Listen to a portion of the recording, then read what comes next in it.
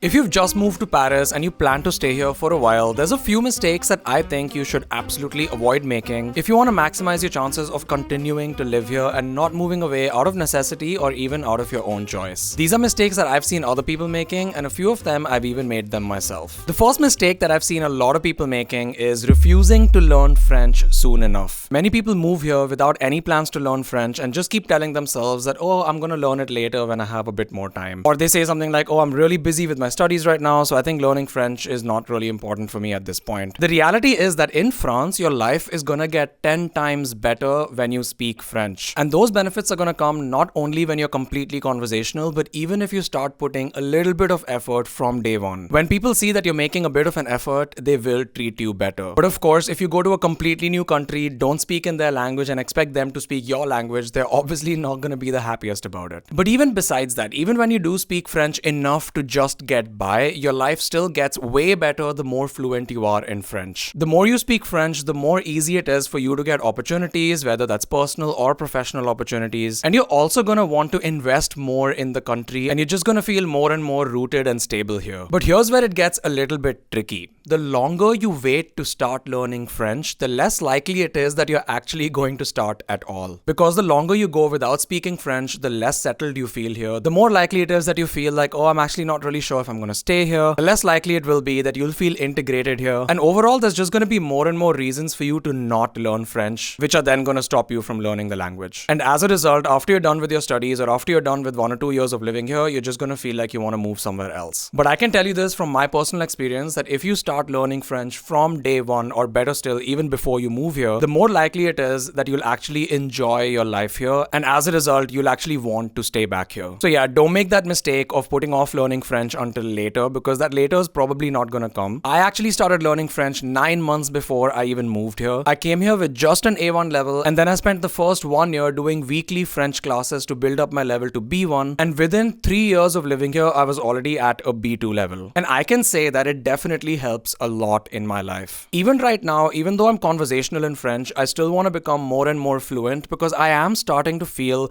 like I'm hitting a bit of a glass ceiling, which only gets pushed further and further up the more I speak the language. And so I'm already starting to feel like my life can still be a lot better if I spoke more French even now. So yeah, it's one of those things where the earlier you start investing in it, the results of it will only compound, and your life is just gonna get way better here. The second mistake that I've seen a lot of people making, and I almost made that mistake as well, is not filing your income tax return starting from your very first year. Once you're a tax resident of France, it is your obligation as a resident to file your income tax every single year, even if your income is zero, like it probably would be if you're a student. A lot of people feel like if their income is zero, it means they don't have to file their income tax return, but that's not true. The reason this is important, besides fulfilling your obligation as a resident, is that if you plan to apply for citizenship in the future, the citizenship application requires you to have filed an income tax return 3 times already. And so even if you fulfill the residency duration requirement, if you don't have 3 income tax returns filed, you won't be eligible to apply for citizenship. And so if you've moved here as a student or as a professional, and your goal is to apply for citizenship at some point in the future, you should file your income tax return starting from your very first year. The third mistake that I see a lot of people making as well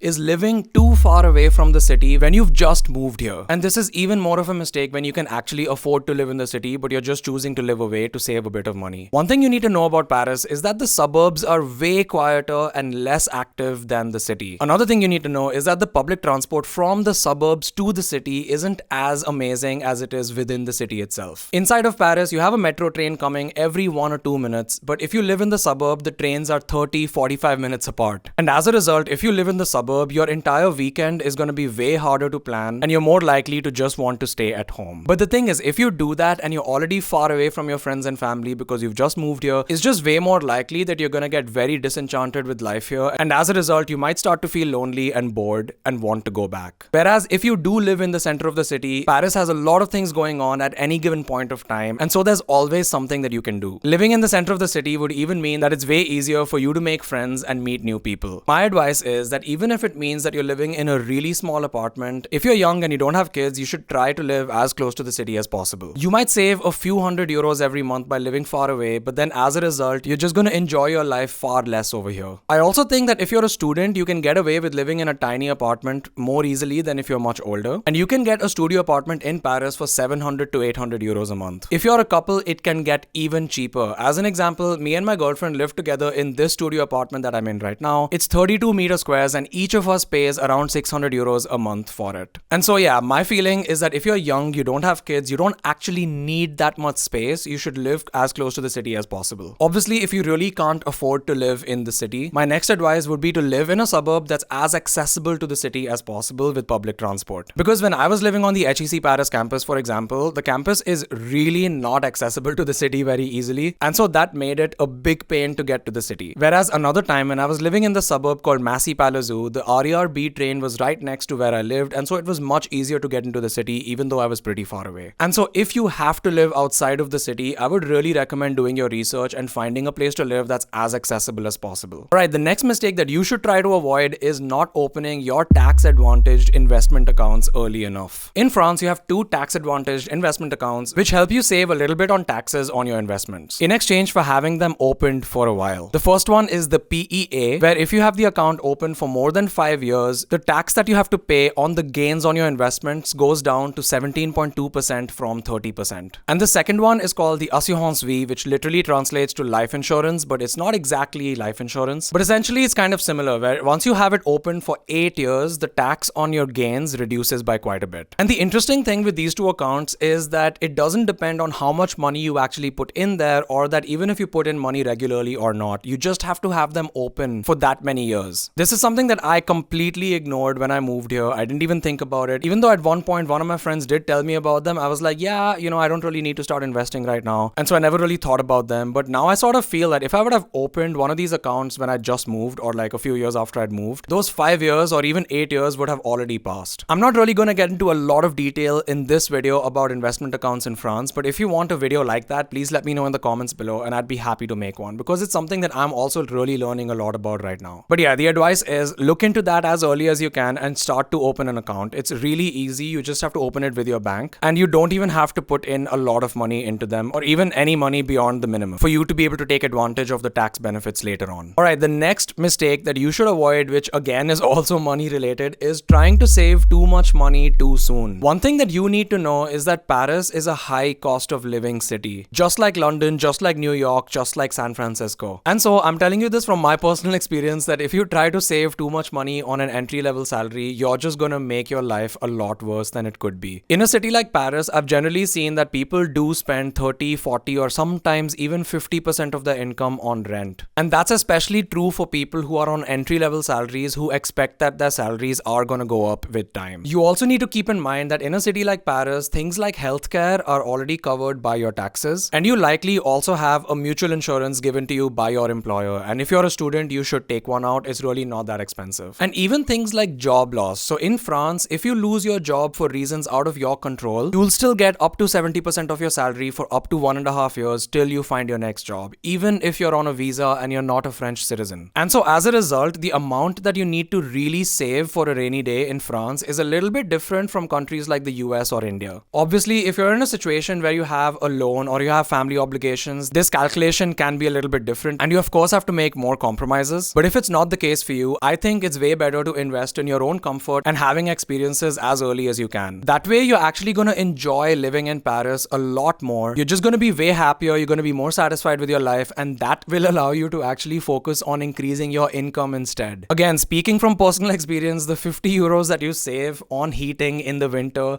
is not gonna matter 3 years later. I'm telling this to myself from 3 years ago. I literally kept the heating down in winter so I could save 50 euros, and instead completely layered up and like sat in the cold at home, and I really regret doing that now. Like it honestly made zero difference to my life. My advice here is be prudent, don't spend every single thing that you earn, but also at the same time, don't expect that you're going to be able to save half of your income in a city like Paris. Don't make yourself struggle for no reason, especially if you're in a profession where it can happen. Trust that your income will increase and focus on that instead. There you go. These are 5 mistakes that I think you should absolutely avoid when you move to Paris. If there's anything else that you want to add to this video which I didn't cover, or if you have any comments on any of the things that I shared, please let me know in the comments down below. I'd be really happy to hear and engage with them. Also, if you have other questions about life in Paris as an early professional, let me know in the comments as well, and I'd be happy to answer them. Until then, see you guys in the next video.